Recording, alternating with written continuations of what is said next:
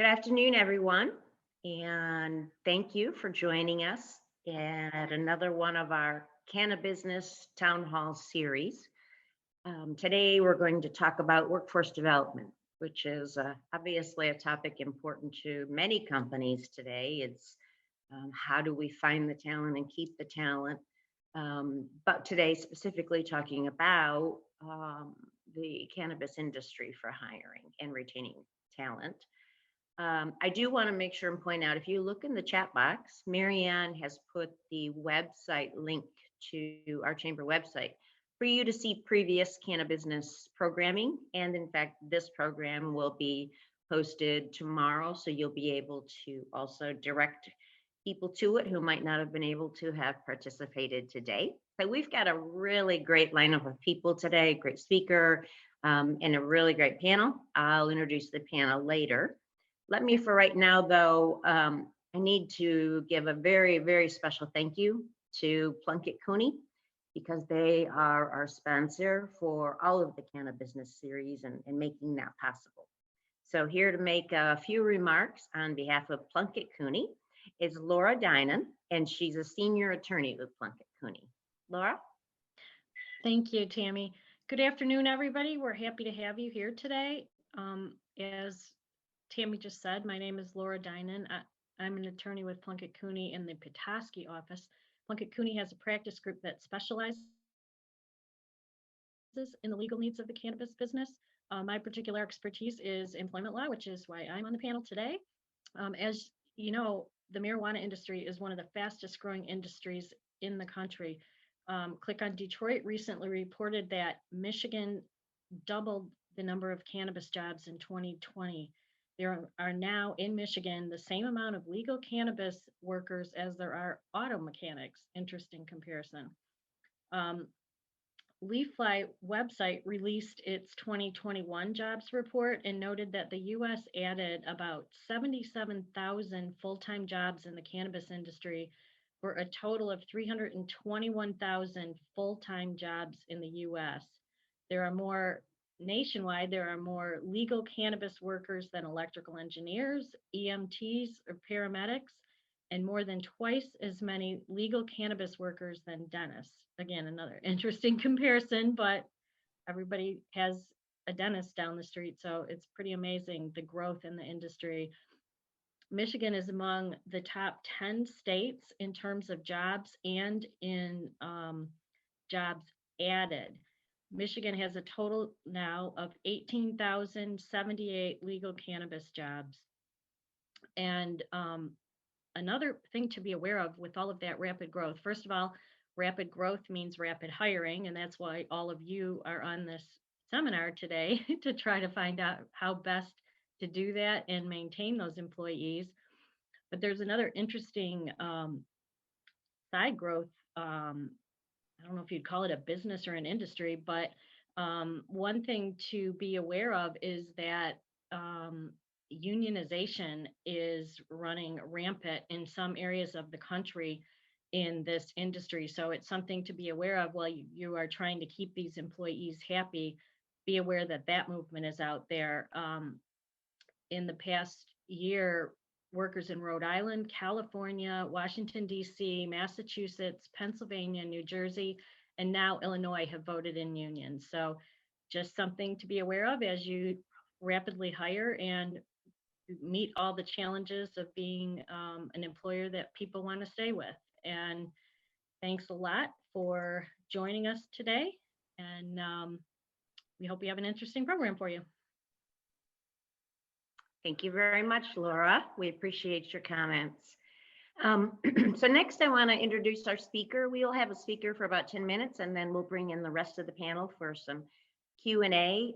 There is a chat box should you wish to submit questions for the panel later. I have some others to help get us started, but please feel free to submit some. So now I want to introduce Eric Foster. Eric's not a stranger to us. He was on the previous program with me and is just a very, very resourceful individual for us to bring to our programming. So Eric is the Group Director, Strategy and Business Development, Banks and Company LLC, and he's the National Policy Director Cannabis and Hemp Policy Minorities for Medical Marijuana. So, welcome, Eric. I'm going to turn it over to you. All right. Thank you, Tammy. I appreciate it. And this is an important discussion that we are having.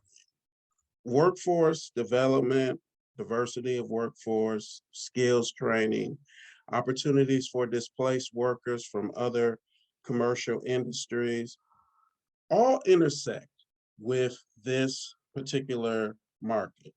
The commercial marijuana market, the newest entrant into the legal pharmaceutical industry, is one that's poised to grow significantly over the next few years. And on a national level, as mentioned before, has a significant number of continuing growth of employment opportunities. I want to say we'll probably be within a couple of years up to over 1 million people nationally that are employed across the country in licensed commercial marijuana businesses. And the businesses where you have a core level of businesses, your cultivation, your processing, your testing labs, and your retail outlets, there are other specialty licenses that are also included in the industry. Your distributors, nurseries, secure transporters, you've got consumption lounges, and a number of medical research facility licenses in some states. So there's a very myriad of skills and talents that are necessary to work within this industry. But because of its newness, and I liken the industry to a 26-month-old baby across the country, with California, Colorado, Washington, and Oregon probably being a 30-month-old baby. In this aspect, if the industry is like my son Jamil when he was at that age, it's very inquisitive, it's asking a lot of questions, starting to form its own opinions, facts, review of data, but it's still new to a significant number of concepts that its more mature brethren and sisterhood of other commercial industries have dealt with. Working with proactively the governmental sector through workforce and job training programming, working with higher education and the K through 12 systems for career training, pathing, career introduction, and internships and other capacity building activities to start to build a workforce and transition workforces that are moving from or have to move from other old economy industries that are starting to shrink their physical footprint and their geographical need is something that has not really been touched yet. Hopefully from this conversation, what we'll be able to do today is talk through the number of core items that are critical to how do we ensure that there's not only a focus around growing the industry and growing these opportunities, but that we are actually also taking the proper steps to ensure that we are, and excuse my language, that we're preparing people for these career opportunities, that we're aligning our departments of labor, our departments of workforce development and training to work with the licensees and work with other industry advocates. And that we're also working with and dealing with issues of employee rights, harassment, abuses, and other things that are occurring inside of the industry. Is there a need for a EEOC type of organization within the governmental structure to deal with employee complaints and worker protections, whistleblower protections, and others? Yes, there are things like that that are going to be needed and need to be aligned to help the industry and help the employees have their particular role. In a number of states, as Laura mentioned, what's called labor peace agreements are something that's being built into at a statutory level, the requirements for licensees in going through and getting their approvals at a state level. Do they have labor peace agreements? Are they demonstrating that they have labor peace agreements, which are basically collective bargaining agreements with labor unions? United Food and Commercial Workers Union has been the primary union for organizing, but now the Teamsters, UAW, and other unions are starting to look at this industry as well for collective bargaining for the employees within the sector in different states. And one of the things that you're going to find, similar to other industries outside of the public sector employees, is you're going to see some variance between Southern states that lean Republican versus Democratic states when it comes to this particular part of labor's involvement and role within the commercial marijuana industry. But a few things that I do want to kind of touch on before we get the panel together and get the panel started is we need to look at how we can build coming from a number of sectors, including those who are returning from the correction system, conceivably programming that can be put in place in prisons for those who have had marijuana related offenses, that can be kind of a bridge of in prison training that can then move from there to when they get out, partnerships or internships within marijuana licensed businesses that can start them on a career path, not necessarily to become an owner, but to use those skills, or even those who are what you would consider legacy persons who have worked on the illegal side but have not had a criminal offense or record, and need to transfer those skills to this industry so we can create those pathways, maybe 5-10 year plans where we can take those entities and help them move from that sort of position where they've been at to stable careers, growth into mid-management, senior management, and possibly becoming a licensee. And this is going to be critical. We're going to need partnership with the community colleges and the colleges and universities, not just for the career positions, the senior level management, the medical research positions, but also other positions that might be specialty within different license classifications.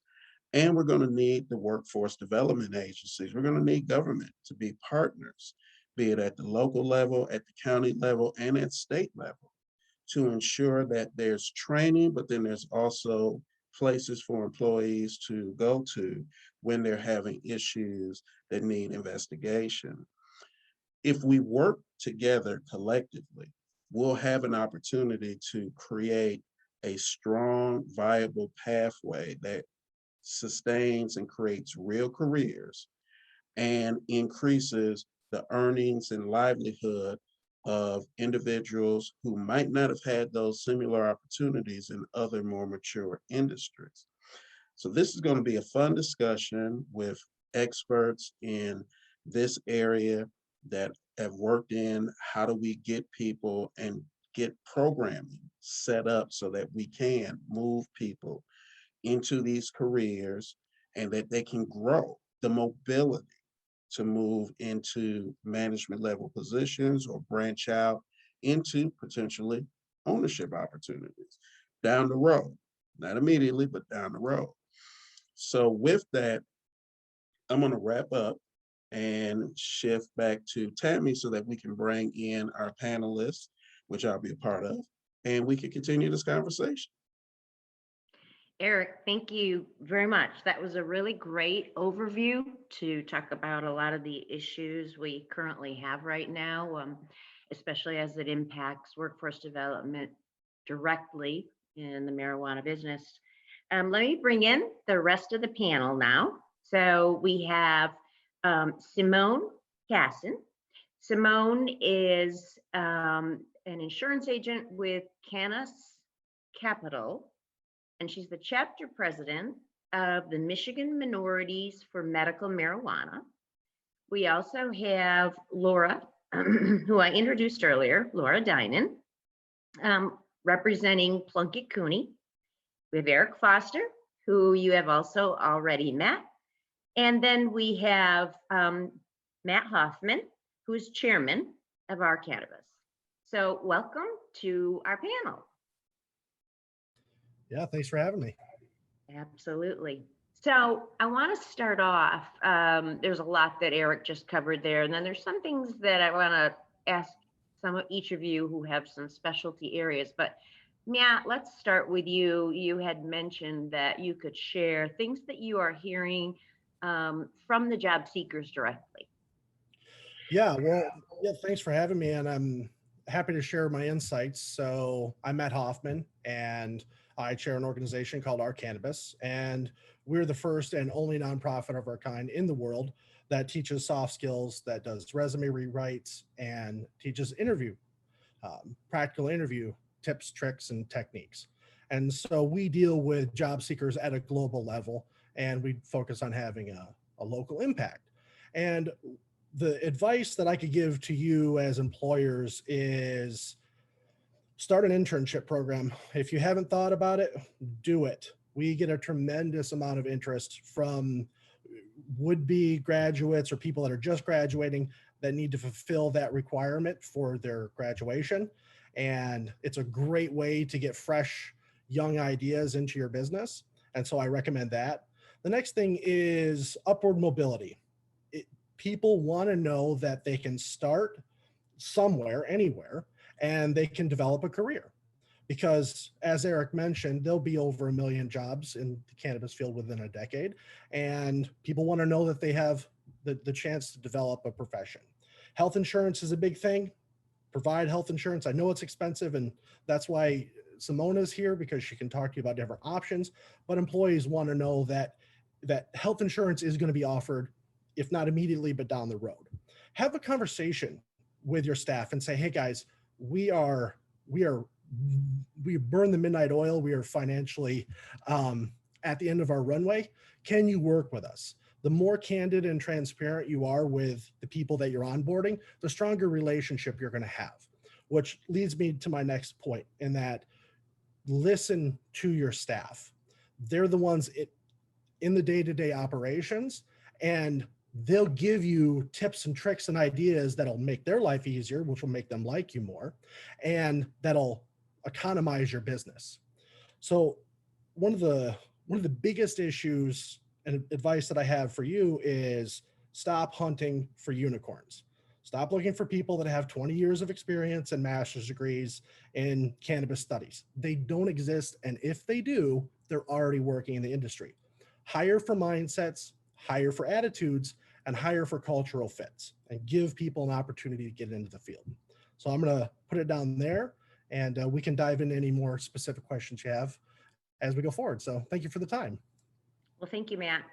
Since you brought it up, let's bring up Simone. You mentioned insurance, and we've heard a lot about labor. We've heard a lot about government, et cetera. We didn't hear a lot about insurance. So Simone, please give us some more information that would be helpful for our viewers. Yeah, definitely. As entrepreneurs, as business owners, when you are seeking talent, you have to understand that a lot of your talent is kind of doing a trade-off because it is not federally legal. They're giving up 401ks, right? Retirement plans and a host of other things to be able to participate in this industry in hopes that Safe Bank Act and some other things will be able to change. So when you're looking at retention, one of the big things is going to be what kind of benefits are you offering, right? So as you start, if you have anyone that works 35 hours or more a week, it is mandatory by the state of Michigan for you to offer them workman's comp, right? And workman's comp is going to be there. That's mandatory. That's not negotiable.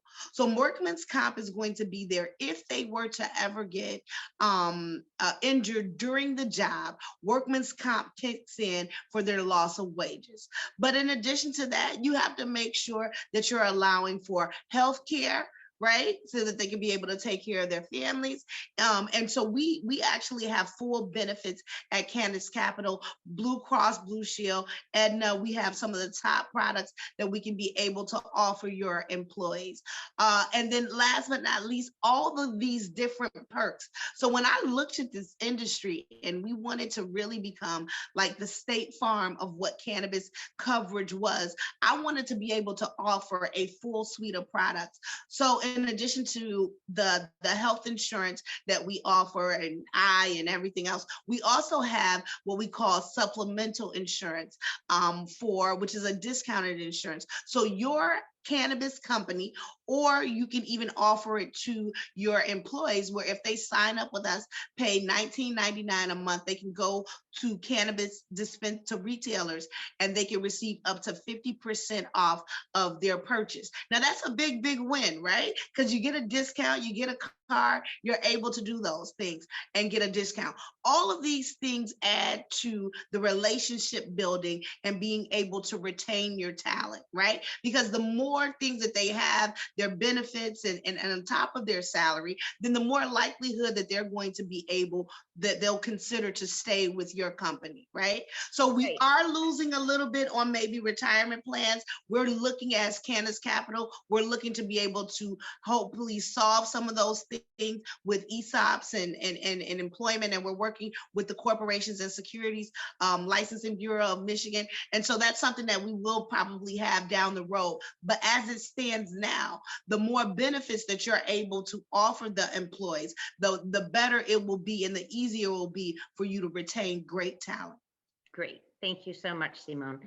Laura, I want to call on you because Eric brought up several pieces about, aligning with workforce development agencies and labor agencies and about employee rights. From a labor law standpoint, what is it that you really want to make sure you share today? Well, the most important thing any employer, and you are all employers and you're going to hopefully become big employers. And the most important thing from an employer standpoint that you can do is have consistent, written, legally sound policies. So you have your own policies that are specific to your company, your practices, your rules, how things are done, your avenues to complain. You have policies that comply with state and federal law. They're based on number of employees. It can be anything from a family and medical leave policy, a whistleblower policy, ADA compliant policies, and pretty much Michigan has a law that mirrors basically anything it found at the federal level. So they're not always consistent. And so there's a little bit of navigation required, but a top-notch handbook is essential. And it's really great for the employer and the employee because it gives a place to go and a path to follow. It tells people what you expect of them. It tells them what they can expect of you. You put your benefit plans in there. Opportunities for education can go in there, all sorts of things. But that's like the number one consideration.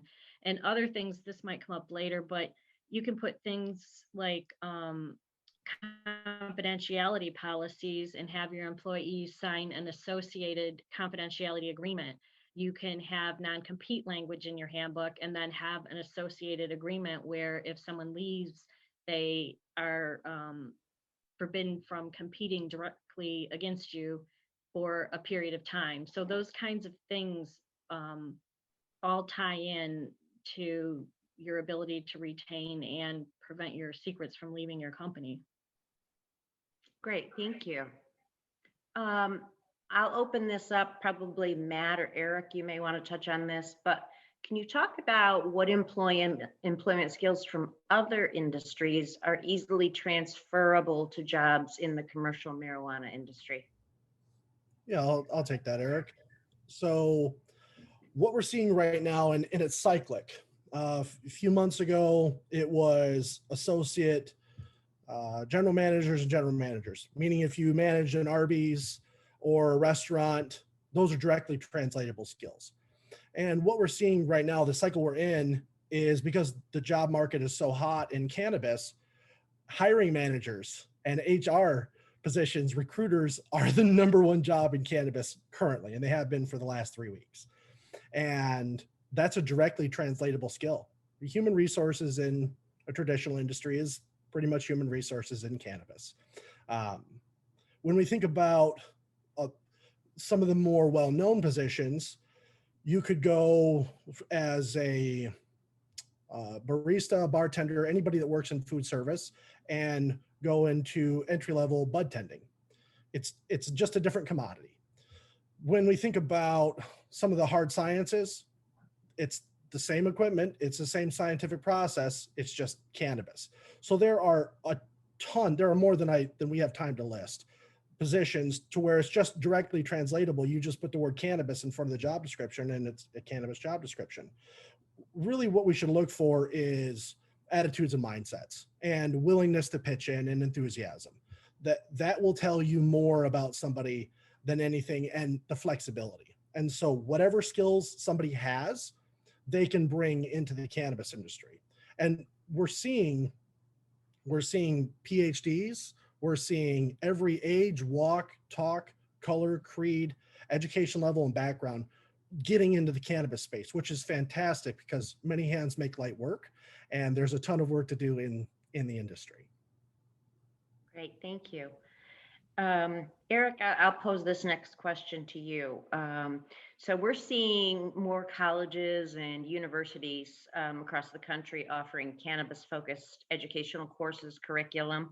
How important is it for individuals seeking employment to have completed such courses? I mean, we're seeing examples of Northern Michigan University offers a course in medical plant chemistry. Lake Superior launched the Cannabis Center for Excellence. Does that give them a leg up if they've been through these educational curriculum?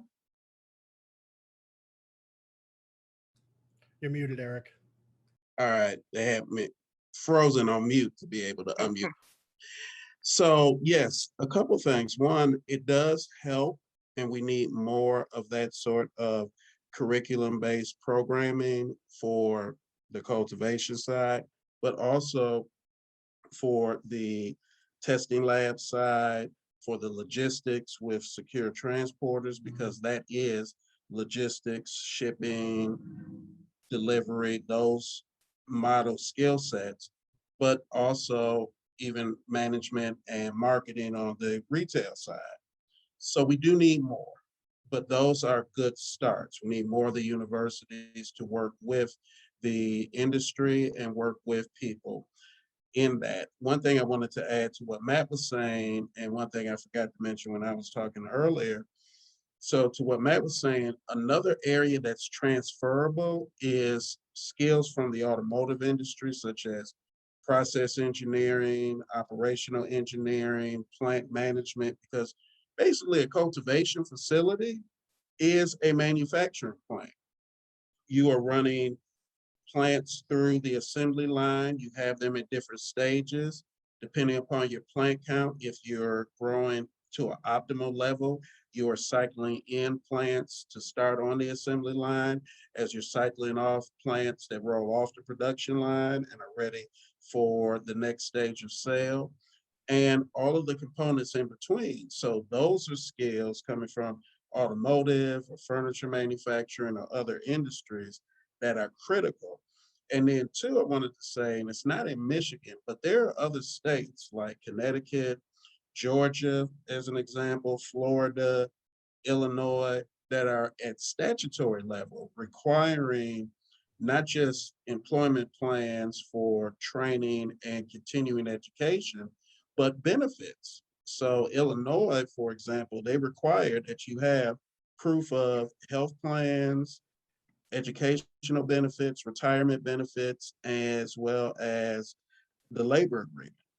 So states are moving, Connecticut the same, and Georgia the same. So states are moving in that direction to try to ensure that the people that are hired are not just hired and not given the other sorts of benefits that exist as well. Okay, great. Thank you.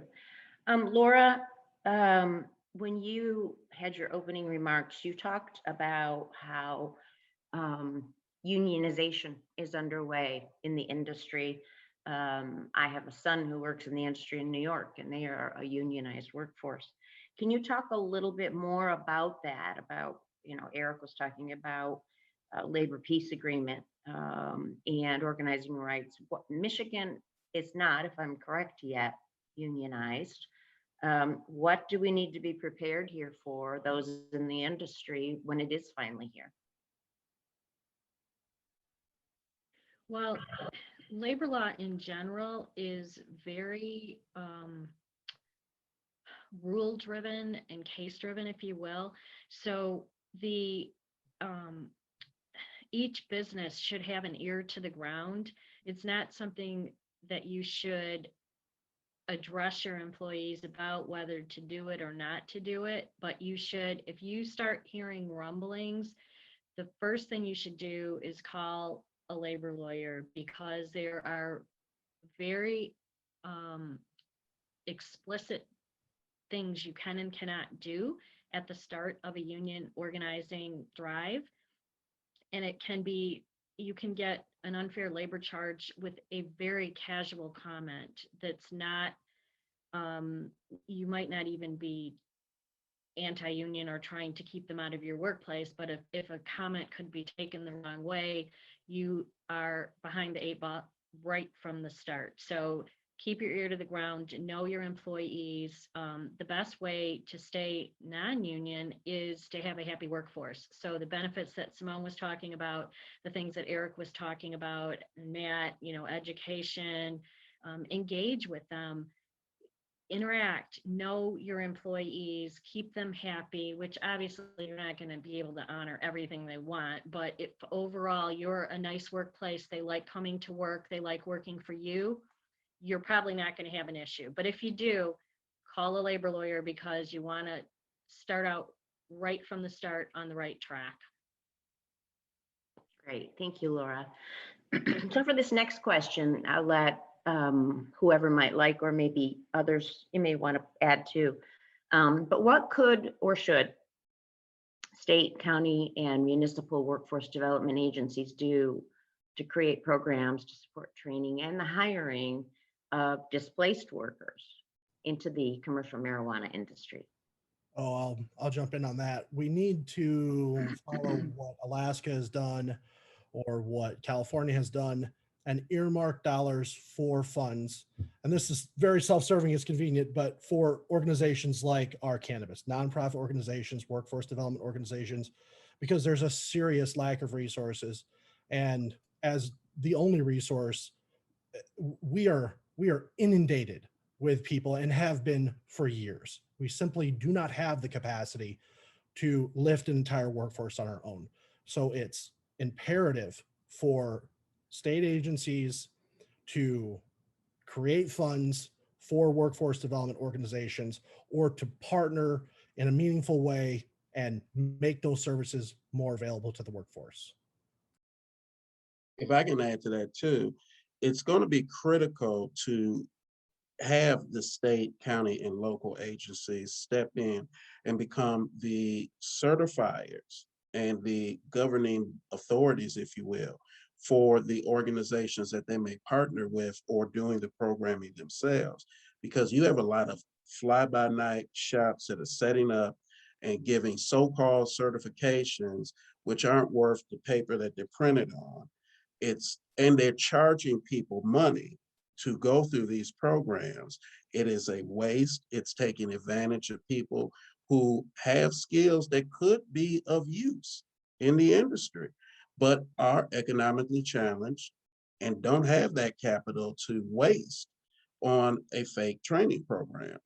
That's where the government can step in and certify specific qualified programs that are working within the different license types. There are standard positions across all licensees, and then there are specialty positions. So they can tier it that way, partner with universities partner with nonprofit organizations that have expertise or work in that area, and have the industry work with the trade groups like M4MM and others to ensure that the industry will take those people when they come from those programs.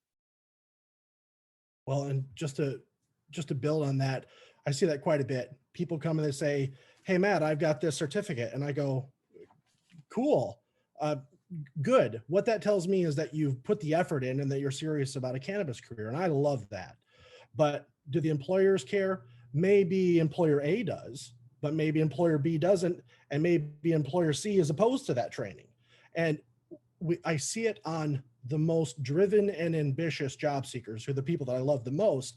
They are being preyed upon by charlatans that say, "Hey, I know everything about cannabis because I said so, and you should come and take my class for $6,000 and you're going to get a job." And it's not right. It's not right. So I believe there's a program put together by Karen Korn that is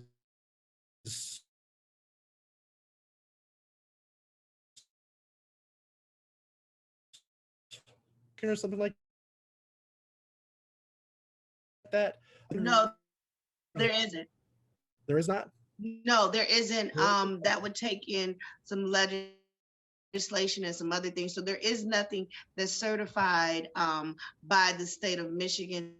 While we were on the board for social equity, that was one of the best, because when I looked at social equity, I believe that it included not just entrepreneurship, but also employment and consumer dollars.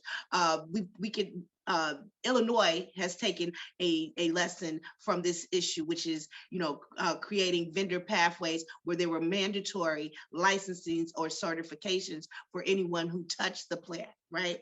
And so we suggested this to the MRA. It's still something that's being discussed, but for me, and as when I was the chairwoman for the Access to Capital group, one of the things that I knew is that making a level playing field, part of that would be through a certification, whether it be public or private, universities or colleges or vendors.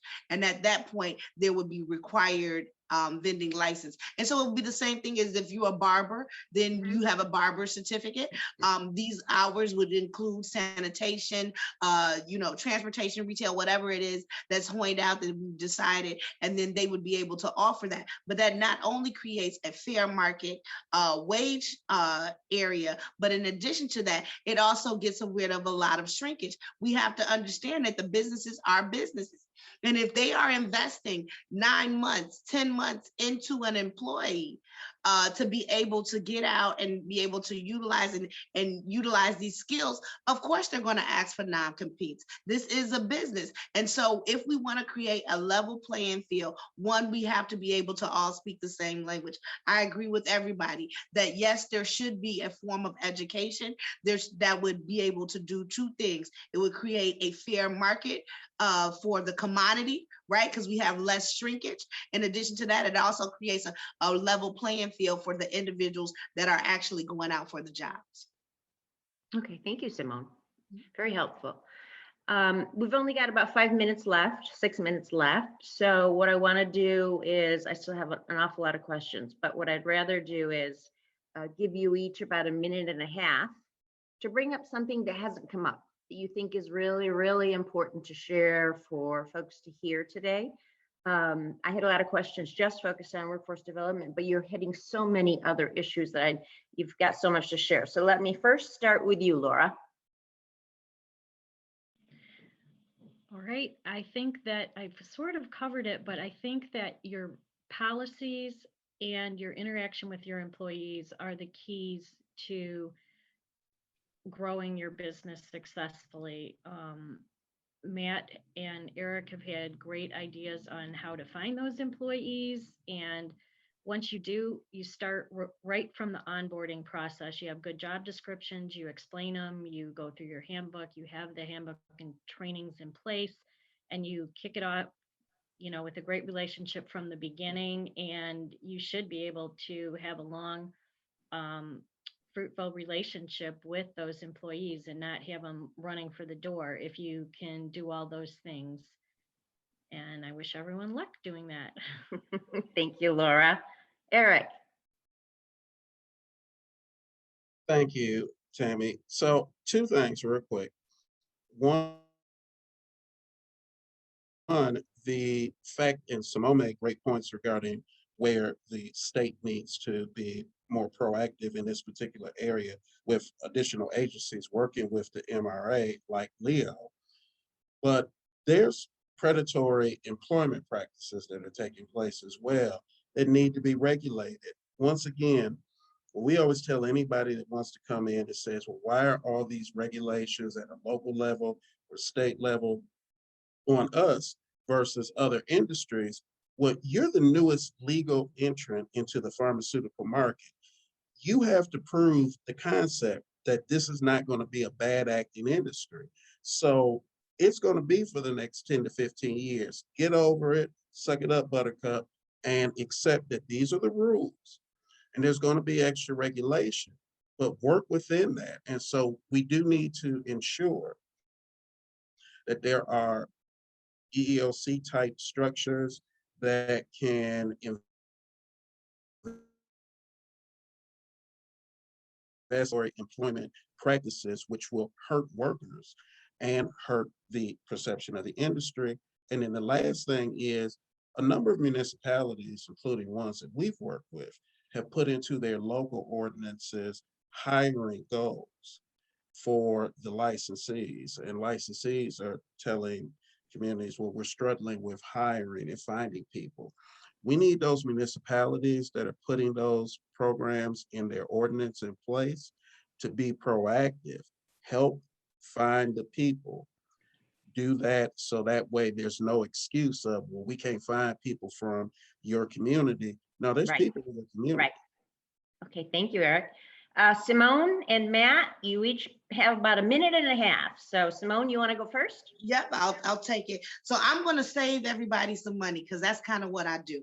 So the first thing that you got to understand as business owners is that it is a lot cheaper to retain an employee than it is to hire a new one, right? So it is to your advantage to be able to put in these policies and these procedures for you to be able to keep your employees. The next thing is, guess what? Your insurance is cheaper the better your hiring process is. So when you have handbooks, when you have different procedures and processes, SOPs, and all those other things, we actually ask those questions on your insurance coverage. When you have mazes and all of these great things that are going to retain employees, that actually lessens your premium. So that's a great, great thing. And the longer that you are able to retain those employees, the longer that you have less of incidents, then of course your workman's comp premium will go down too. So I am all about saving you money. So retention saves money. It will hiring processes and going in for whether it's delivery, transportation, or whatever it is. We look at those things because you got to understand with cannabis, the difference of it is our underwriters are actually doing it by hand. We're still knowing, and there's not enough risk tolerance. So they're still asking the questions one by one. I'm on the phone with them. So you get a better premium, the better your hiring process is. And then just remember retention, retention, retention. Thank you, Simone. And so Matt, I'm going to let you bring it home. You got about a minute and a half. Okay, well, don't wait. Don't wait. I mean, yes, we have people that come to us because of the services that we provide at no cost to the community. But our team is not wizards. We cannot just pull an entire staff out of our sleeve. I literally have had this happen quite a few times where companies have publicly said grand opening in 2 weeks, and then they call me and say, hey, we need an entire staff. And I go, what? Have you lost your mind? We just can't materialize people that quickly. So if you know that you're going to be opening in 6 months, then start looking for talent today. Keep them, develop a relationship and say, hey, we're not going to be open until 6 months from now, but start having a conversation with them and develop a relationship. And the last thing is your reputation is everything. How you treat your employees, you better believe they are telling the other employees, and you want to develop a reputation to where your competitors are worried because your company treats their employees so well that they're looking to come to your company. So thank you for having me. And I'd love to do it again. This is a huge topic as we've gone over today. And thank you for having me. All right. Well, thank you very much, Matt. So thank you, entire panel. It's been a really informative discussion. Thank you so much. And I think we could probably talk for another hour. I know all you could. You've got a lot of information to share. So thank you. And thank you to those who joined us today. I would remind everyone that this program, as well as others, can be found on the DetroitChamber.com/CannaBusiness website. And then I have to say thank you once again, Laura, to your pals at Plunkett and Cooney. Thank you so much for being the sponsor of these series. It wouldn't happen without you. And this great information wouldn't get out to all of the people who really need to hear it. So thank you all. And for all of you watching, thank you. Have a great afternoon. Bye-bye, everyone. Thanks.